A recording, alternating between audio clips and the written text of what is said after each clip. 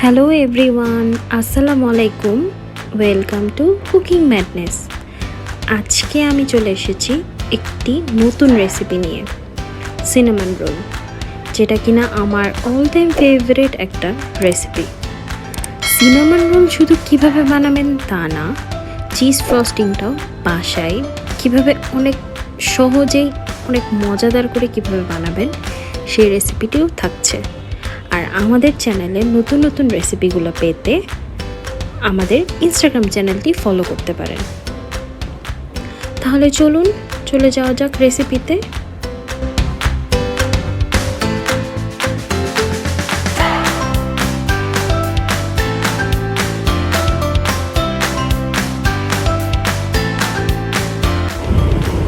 প্রথমে মিক্সিং বলে brown sugar নিতে হবে হাফ কাপ, সিনামন পাউডার 2 থেকে 3 টেবিল চামচ। এরপর ভালো করে মিক্সড করে নিতে হবে। সিনামন রোল বানানোর জন্য যে ডোটি প্রয়োজন তার রেসিপির লিঙ্কটি দেওয়া আছে আমাদের ডেসক্রিপশন বক্সে, চাইলে চেক করে নিতে পারেন। এরপর ডোটাকে পর্যাপ্ত পরিমাণ ময়দা দিয়ে ভালো করে মথে নিতে হবে। 4 কোণা শেপ করে বেলে নিতে হবে।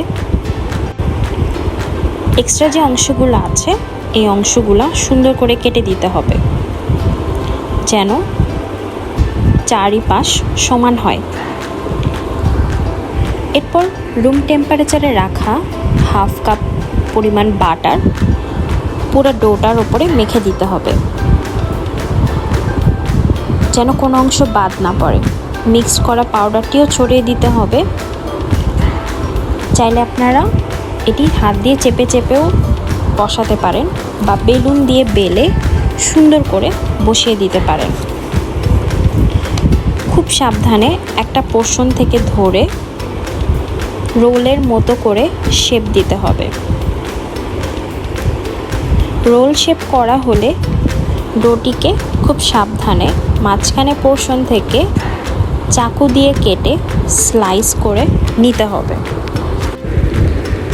আগে থেকে তেল বা বাটার দিয়ে গ্রিস করা প্যানে সিনামন রোলগুলো রাখতে হবে। মোটামুটি 30-40 মিনিটের মতো রাখতে হবে, যেন এগুলো আকারে বড় হয়। এবার চলে যাব ফ্রস্টিং কিভাবে বানাতে হবে। রুম টেম্পারেচারে রাখা ক্রিম চিজ নিতে হবে 3/4 কাপ, বাটার নিতে হবে 4 টেবিল চামচের মতো, গুঁড়া চিনি নিতে হবে 1 কাপ, ভ্যানিলা এসেন্স হাফ চা চামচ। এরপর ভালো করে মিক্সড করে নিতে হবে।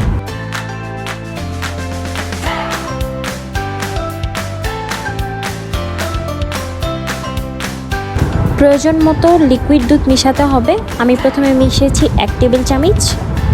এরপর আবার ভালো করে মিক্সড করতে হবে যতক্ষণ পর্যন্ত একটা থিক কনসিস্টেন্সি না আসে, ততখানি পরিমাণ লিকুইড দুধ আপনারা মেশাতে পারেন। এরপর ভালো করে মিক্সড করে নিতে হবে। ফ্রিজে রেখে দিতে হবে যতক্ষণ পর্যন্ত ব্যবহার না করা হয়। এরপর 30-40 মিনিট রাখার পর একটা প্রি হিটেড ওভেনে 180 ডিগ্রি সেলসিয়াসে 12 থেকে 15 মিনিটের জন্য বেক করতে হবে। বেক করার পর চাইলে গরম গরম চিজ ফ্রস্টিং এবং চকলেট সিরাপ দিয়ে সার্ভ করতে পারেন। এছাড়া এই সিনামন রোলগুলা কিভাবে স্টোর করে 2 সপ্তাহ পর্যন্ত সংরক্ষণ করতে পারেন তাও বলছি। ফ্রিজে এয়ারটাইট বক্সে করে রেখে দিতে হবে। এরপর ফ্রিজ থেকে বের করে 2 ঘন্টা বেকিং ট্রেতে করে ঢেকে রাখতে হবে। তারপর বেক করে নিলেই রেডি হয়ে যাবে গরম গরম সিনামন রোল। খুব সহজে ঘরে বানিয়ে নিতে পারেন। আর আমাদের চ্যানেলে নতুন নতুন রেসিপি জানতে চাইলে অবশ্যই চ্যানেলটি সাবস্ক্রাইব করতে ভুলবেন না। Thank you.